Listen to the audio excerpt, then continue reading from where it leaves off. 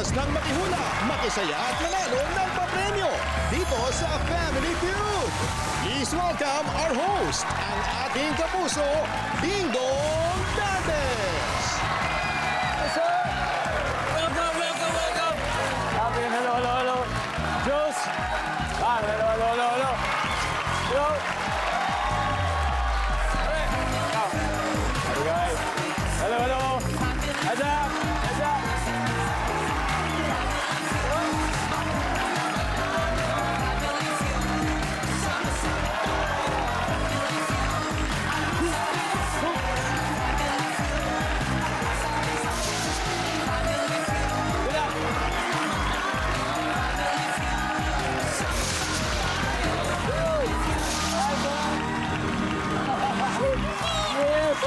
Magandang hapon mga kapuso! Ngayon na po ang last day ng October. Ibig sabihin, it's Halloween! Pero wala pong magaganap na takutan dito dahil good vibes lang po ang kasiyahan na hihahatid namin sa inyo dito sa pinakamasayang family game show sa buong mundo, ang Family. Huling hirit na October Best. Kaya the best rappers din. Siyempre, ang mag-iiskrimahan ng mga salita habang nanguhula ng top answers. Sila po maglalaban-laban ngayon. Ang unang grupo. Let's all welcome. Palakpakan natin ang Team AE.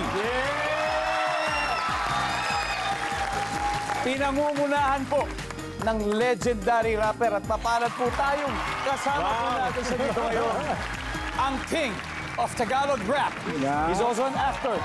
A businessman. Please welcome Mr. Andrew E. Salamat po. Salamat. And of course, legendary, Guys, papakilala muna ni Mr. Andrew E. ang teammates niya. Okay, mapakilala ko. And at the same time, pagbibigyan natin ng mga tao. Sample din, syempre. Okay, check it out. Okay, they call me Andrew E. Rhymes are right. Pag ako'y nasa Family Feud, I can rhyme all night. Sa all you bum MCs, you better start to listen. Cause Andrew E. is gonna start dishing quick and witty. The rhymes I say, I slay anyone who stands in my way. I bring life to a party. Start out and mention, I relax your turns and leave impression. Funky, fresh, oh yes, I'm in good shape. Bumenta ng milyong-milyong record and tape. So check out the rank. The Daddy's Play. Kasama ko, Julius, Alvin, at syempre si May. Wow! At dahil po dyan, may magandang balita po si Mr. Andrew sa inyo na magkakaroon po ulit siya ng first major concert in 34 years. First time. Yes, sir. Saan at kailan magaganap po ito? Thank you, Ding Dong, and giving us a chance dito. Kasama ko, of course, Team AE, na kasama ko rin sa aking first major concert. This coming December 11, all roads will lead to the New Frontier Theater, mga kaibigan, courtesy of Ticket One. Yan po ang tinatawag na 34th anniversary, One Time for Your Mind, mga kaibigan. Andrew E. first major concert, mga kaibigan. Siyempre, bago tayo mag-proceed sa game, may message po ba kayo sa Team Donggalo? Meron. Ang message ko sa Team Donggalo, message ng Team AE, galingan nyo para manalo kami. Yeah. Ayan na, narinig na natin, kaya kilalanin na natin ang makakalaban po nila. Eto na po, ang mismong tropa. At sila at ang Team Donggalo. Led by one of the pioneers ng underground hip-hop sa Pinas. Kahit noong early 90s pa po hanggang ngayon, dati po miyembro ng Death Threat, si Hijack. Yes, sir. Hijack, welcome. Good to see you again. Long time, sir. It's been a long time. Hijack, sino-sino makakasama sa Team Donggalo? Siyempre, yung mga kapatid ko sa Donggalo, straight from the north.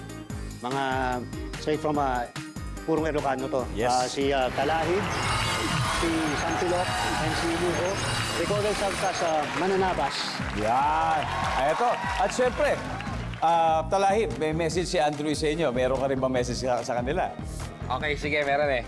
1, 2, 3, go! Di kami takot sa laban, di kami umaatras. Itaas ang inyong kamay, Donggalo lang ang malakas. Alright. Good luck, Team Donggalo. Good luck sa inyo. Of course, Team AE, good luck. Simulan na po natin ang tagisan for 200,000. Kaya alamin na natin ang survey. Ang unang maghaharap, Andrew E. and Hijack. Let's play Family Feud.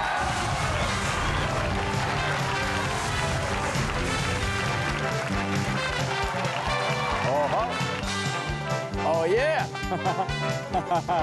Good luck, good luck! Narito na ang inyong tanong. Top 6 answers are on the board. Okay, scenario. Good news. Tumama ka ng 50 million pesos sa loto. Pero ang bad news, wala pang 6 months, ubos na agad ito. Bakit kaya? Go! Andrew, Winaldas.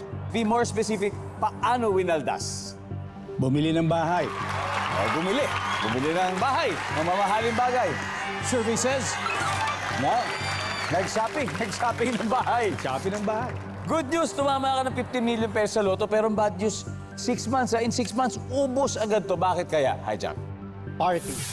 Pumarty. Yan. Ibang pagwawaldas din to. Ginasto sa, sa party. Sa good time. Party. Oh, wala. Andrew, pass or play? Pass. We're gonna pass. You're gonna pass. All right, everything. Donggalo. Let's go. Talahib. Good news ulit, tumama 15 million pesos sa loto, pero bad news, wala pang 6 months. Ubos agad, ba't kaya? Siguro pinangsugal. Yan. Pinangsugal. Yan. Sampilo. Bad news, wala pang 6 months, ubos na agad yung pinanalong 50 million sa loto. Bakit kaya? Ng babae. Ng babae. 50 million. Ano kaya? 6 months. Kasi bagay, 6 months. Pinila ng babae. Nandyan ba ang ng babae? Ibo ko. Good news, tumama ka ng 50 million. Pero bad news, wala pang 6 months na ubos agad. Bakit kaya? Nalugi sa negosyo. Ay, ininegosyo niya, tapos nalugi. Naku, masaklap yan. Nalugi sa negosyo. Wala. Oh, yan, nag-uusap na sila. Kakaibang strategy nga ginawa. Kailangan masagot ito to stay in the game. Hijack, ulit, tumama ng 50 million, pero ang bad news, wala pa 6 months, ubos agad. Bakit kaya, Hijack? Pinautang. Pinautang. Masyadong mabait. Pinautang sa iba yung 50 million. Nandiyan ba yung pinautang? Yes. Okay. Nandyan. Talahib, meron pa tayong tatlo. Bakit kaya naubos? Wala pang 6 months na ubos ng 50 million pesos.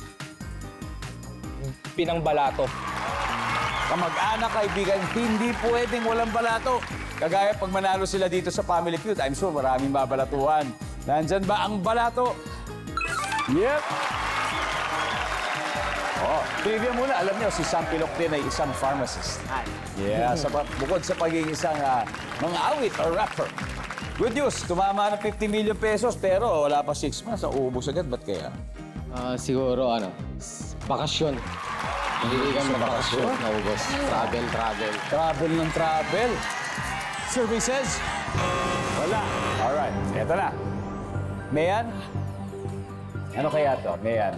Yes. Bakit kaya? Isipin mo, good news na tumama na ng 50, pero ang bad news, wala pa 6, inuubos ka agad. Bakit kaya? Donate. Dinonate. Oo, Jules, bakit kaya? Tingin mo. Magpakasal. Nagpakasal. Alvin, ba't kaya? 50 million na ubos, wala pa 6 months. Pwedeng, sa ako, mas dinonate eh. Mas dinonate din. Okay. Ito mga suggestions lang naman, Sir Andrew Eve. Pero sa'yo yung final answer. Bakit kaya? Wala pa 6 months na ubos agad. Bakit kaya? Ano nangyari? Okay, top answer namin kanina sa backgrounder, dinonate. Dinonate. Alright, they're gonna go with that. Nandyan din ba sa board ang dinonate? Wala. Wala yung dinonate. Tignan natin kung ano yung sinabi number 5. Ninakaw. Nanakawan. Number 2. Na-scam. Winasak agad ng Team Donggalo, Team A because they now have 68 points. Pero mahaba pa po ang gabi, mahaba pa ang laban. Mas keep. Welcome back to Family Feud. Ako, nandito tayo sa Family Feud saan ang bonding time ay laging best time ever. Katulad ng bonding natin sa inyo, kasama kayo. Okay lang ba kayo? Nag-enjoy kayo? Ano? Yan ang sinasabi ko. And I'm sure, nag-e-enjoy din yung mga nanonood sa atin sabay dahil Halloween ngayon. Siguro ngayon, hinahanda nyo na yung mga costume nyo kung meron kayong costume party na a-attendan mamaya. Sana manalo kayo, ha? Sana manalo kayo. Good luck. Kasi dito naman sa studio, siyempre itong dalawang teams natin gusto rin manalo pero so far, leading ang Team Donggalo. 68 points pero hindi papayag ang Team AE dahil hahabol daw sila dito sa ating second round. Kaya eto na po, susunod na magtatapat ang musical director at arranger na si Alvin at ang rapper, graphic designer at music producer na si Talahib. Let's play round 2.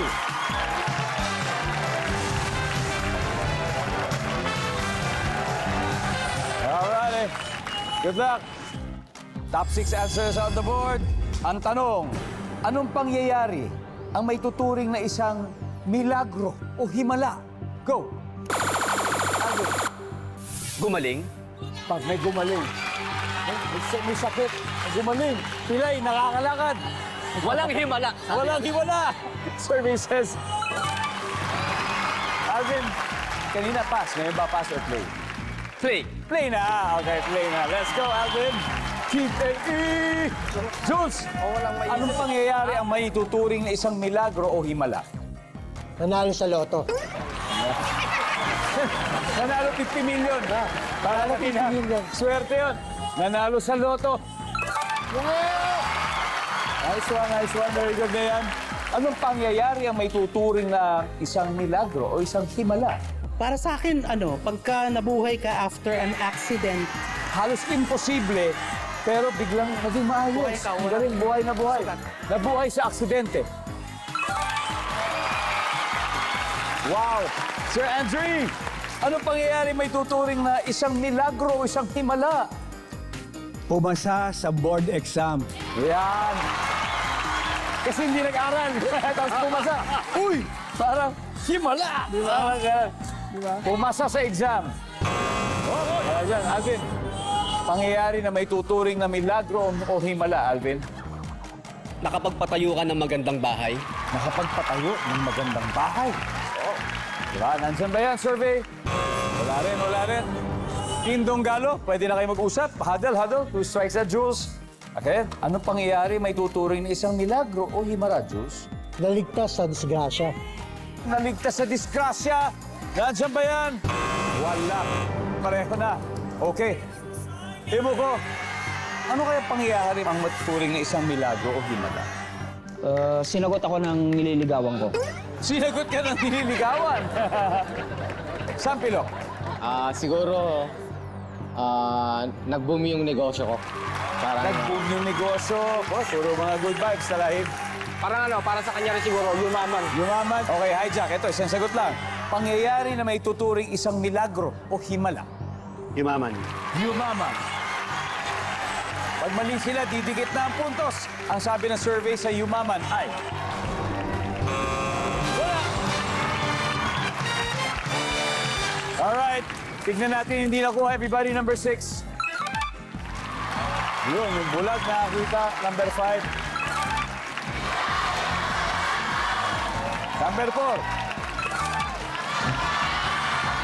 Ayan, mas excited ng laban dahil ang Team AE may puntos na 67 points. Habang may 68 points pa rin ang Team Donggalo. Naku, sino kaya ang hahato pag... You're still watching Family Feud. Mag-hello muna tayo sa lahat ng mga nanonood at nakikihula sa ating survey. Lalo na po yung mga taga Santiago City, Isabela. Maraming salamat po sa inyo. Sa mga taga Salvacion, Rizal, Occidental, Mindoro. Thank you po sa inyo. Abdante Street sa may Tanyong, Malabon. Thank you po. Vicente G. Cruz, Sampaloc, Manila. Maraming salamat po. Oroquieta City, Misamis Occidental. Thank you very much. San Mateo, Rizal at Kalupirit, Tutugon, Benguet. Thank you for always watching. Now back to the game. After 2 rounds, medyo halos digit po. 67-68. Yan po yung mga puntos. Next na maglalaro, ang drummer na si Jules at ang rapper at pharmacist na si Sampilo. Let's play round 3.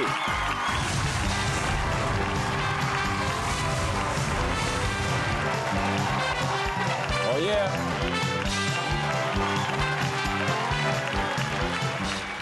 Good luck. Top 6 answers on the board. Kahit hindi ka tagapag-asa, Pag-asa, yung government agency or institution. Kahit hindi ka tagapag-asa, alam mong may parating na malakas na ulan dahil... Sampilok. Maulap na yung panahon. Maulap. So, ibig sabihin, may itim yung langit. Maulap. Sampilok, pass or play? Play. Alright, let's play round 3. Diyos, balik tayo. Tara, balik muna tayo. Ito na. Imo ko, kahit hindi ka tagapag-asa, alam mo may paparating na malakas sa ulan dahil... Sa balita. Minsan kasi, may mga nauuna pa na magbalita kaysa sa pag-asa. Di ba? Siyempre sa balita. Nandiyan ba yan?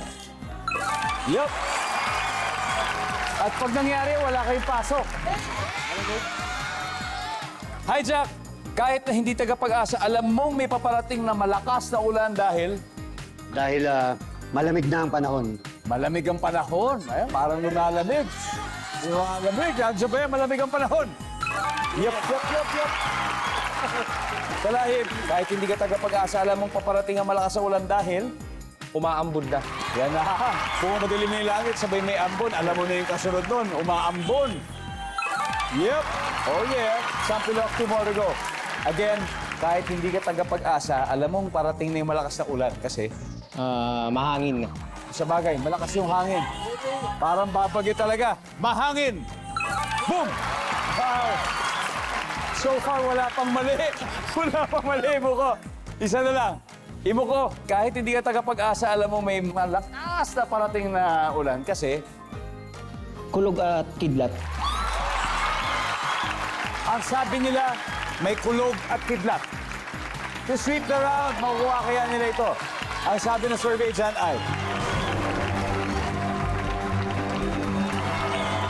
Alamin natin sa pagbabalik ng Family Feud. Welcome back to Family Feud. Sa mga kababayan po nating papunta sa sementeryo, huwag na po matigas ang ulo. Kaya iwasan niyo magdala ng mga pinagbabawal, ha? Iwasan niyo po yan para hindi kayo makaabala ng ibang tao. At mas safe kung lahat po magiging masunurin. Para diba, hindi maging magulo ang pagpunta doon. Kaya ingat-ingat, guys. Now, back to the game. Kanina, bago ang break, tinanong natin, kahit na hindi ka tagapag-asa, sabi ng Team Donggalo, kahit hindi ka tagapag-asa, alam mong paparating yung malakas sa ulan kasi may kidlat at may kulog at kidlat. Kung tama sagot nila, lalaki na lamang nila. Ang sabi ng survey doon ay...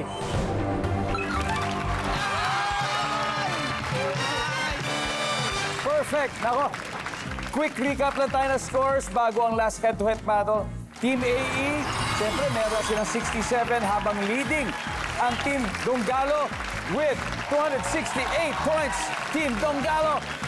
Pero, pwede pa tayo makahabol dahil ito na ang last head-to-head battle. Ang backup singer nating si Mayan at ang rapper, recording engineer, and graphic artist na si Imuko. Let's play the round 4.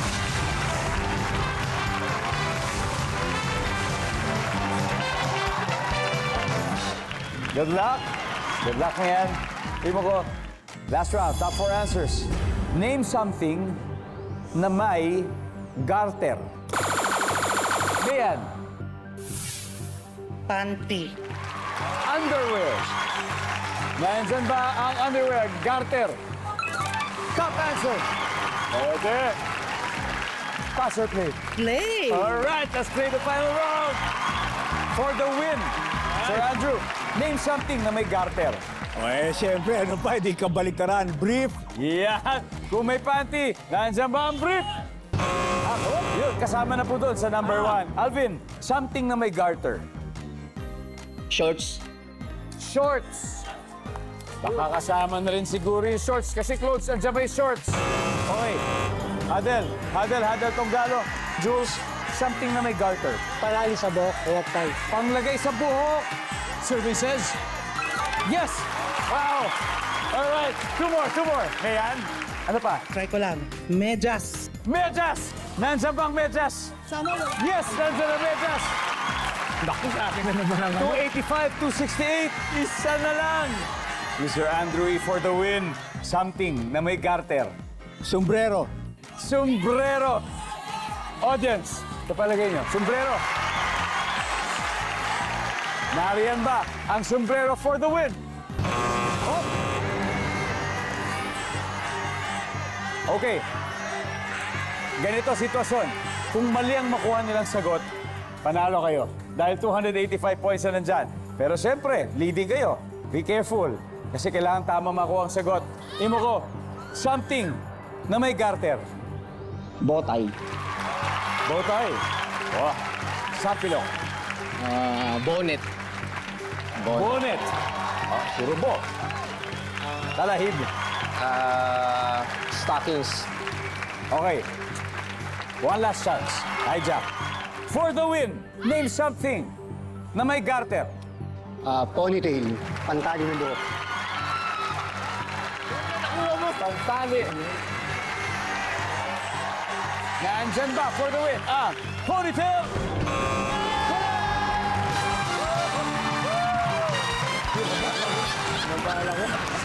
Alright. Tignan natin yung hindi nakuha. Everybody, number 2. Oh, di ba? Ang ating final score, Team AE, Andrew E, 352 points. Team Donggalo, 268. Pero ang lupit, ang lupit. Lalo na yung pangatlo, ang lupit. Thank you, thank you, thank you. Of course, meron kayong 50,000 pesos from Family Feud. And eto na, sir. Sir Andrew E, may 100,000 pesos na. Sabi na, pag ganun nga ako, sabi ko, naku, na-miss pa, pambira. Dito talaga, kahit yung fourth, minsan nga kahit zero, talaga nakakahabol. Yeah. So ito na po, sino papasok sa Fast Money? Dalawang player ang kailangan natin. Okay, so... Hirap pa ganun. Okay. Andrew E, kayo isa. Laro ako. Okay, Andrew E and... Alright, Andrew and Mayan. Alright, it's gonna be Andrew and Mayan. Welcome back po sa Family Feud. Kasama natin po si Mayan. Kanina nanalo na sila ng 100,000. Pero mas masaya kung makapag-uwi ang AE ng total cash prize of... Yes! At syempre, may 20,000 din ang napiling charity. Ano bang napili ninyo, Mayan? GMA Kapuso Fountain. Kapuso Foundation, maraming salamat. Pero po kayong 20K sa ating winning group. At habang si Andrew A. nasa waiting area sa likod, it's time for Fast Money. Give me 20 seconds on the clock. Okay.